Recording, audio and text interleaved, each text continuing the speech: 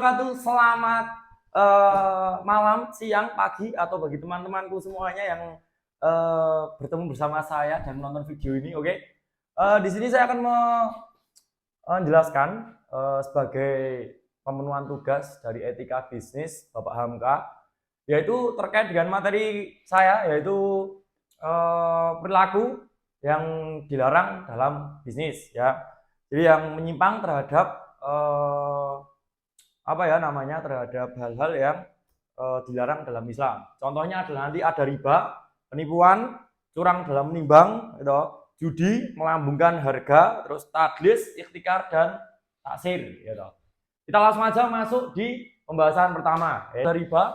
Pengertian dari riba sendiri adalah tambahan atau pengurangan pada pokok utang yang telah disepakati sebelumnya tanpa adanya transaksi jual beli yang sebenarnya. Ya, riba terbagi menjadi dua, yaitu jenis riba al-fadi atau riba yang dalam bentuk kelebihan, dan ada juga yang riba al-nasi'ah, yaitu riba dalam bentuk penundaan pembayaran. Nah, contoh riba itu sendiri teman-teman nanti ada, yaitu salah satunya adalah meminjamkan uang ya, dengan syarat harus mengembalikan lebih banyak dari jumlah yang dipinjamkan, seperti itu. Dan ada juga nanti kita bisa melihat untuk contohnya lagi adalah menukar emas dengan emas yang beratnya lebih banyak, atau perak dengan perak yang lebih banyak tanpa adanya transaksi, gitu, jual beli yang sebenarnya. Itu penjelasan singkat dari riba ya teman-teman semuanya. Yaitu yang keduanya adalah nanti kita akan menjelaskan penipuan. Nah, ini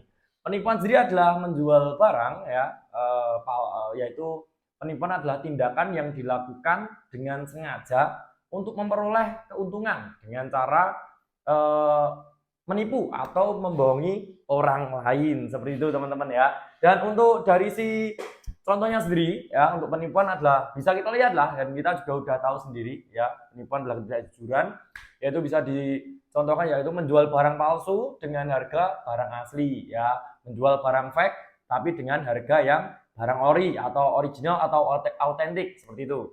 Terus ada yang mengatakan juga bahwasanya suatu barang memiliki kualitas yang sangat baik padahal sebenarnya kualitasnya buruk. Nah, itu adalah salah satu penipuan terkait dengan barang yang dijual. Nah, terus selanjutnya adalah pengertian dari curang dalam menimbang. Itu poin ketiga. Oke, poin ketiga teman-teman ya.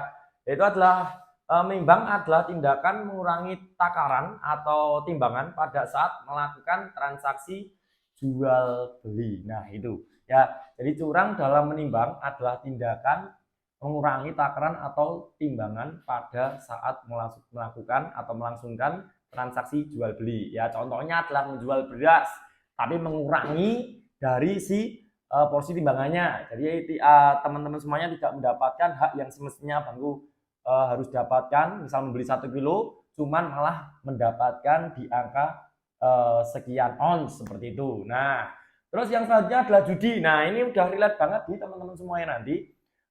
Di daerah-daerah teman-teman atau di sekitar teman-teman mesti tahu juga ya, secara judi itu pengertiannya adalah permainan untung-untungan. Nah, itu mengundi nasib yang melibatkan taruhan uang atau barang. Nah, itu dilarang juga dalam Islam ya teman-teman ya.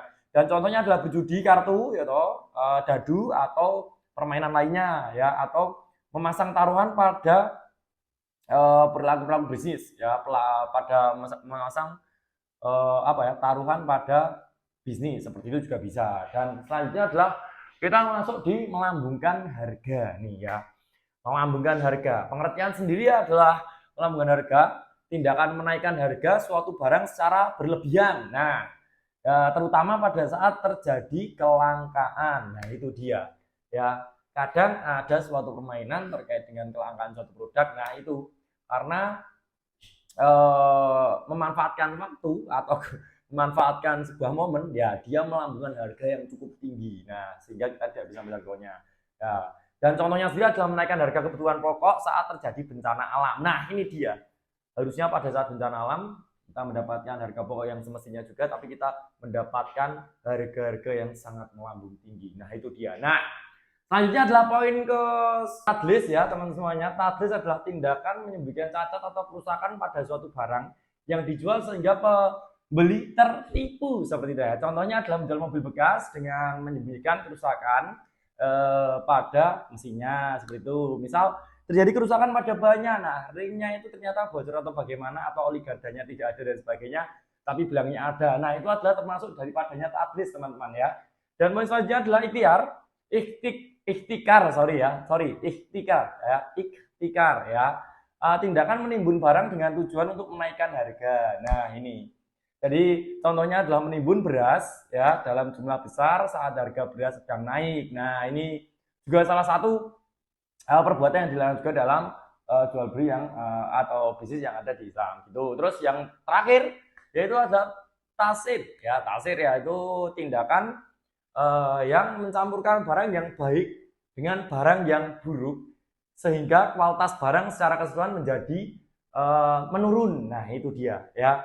Jadi tasir itu seperti itu, dan contohnya adalah mencampurkan susu murni dengan susu air, ini juga tidak diperbolehkan dalam Islam. Dan juga mencampurkan kopi asli dengan kopi yang palsu ya. Atau bisa kita lihat dalam sebuah kasus juga ada mencampurkan beras sintetis dengan beras yang asli. Nah itu juga tidak diperbolehkan dalam Islam. Nah seperti itu untuk teman-temanku nanti ya. Selamat ketemu lagi untuk di episode pembahasan selanjutnya. Mungkin itu saja sebagai pemenuhan dari tugas Bapak Hamka, yaitu mata kuliah etika bisnis. Bila ada salah kata atau pengertian yang kurang jelas ataupun sesuatu hal yang mungkin tidak sesuai dari yang abang-abang atau teman-temanku harapkan, saya mohon maaf. Wassalamualaikum warahmatullahi wabarakatuh dan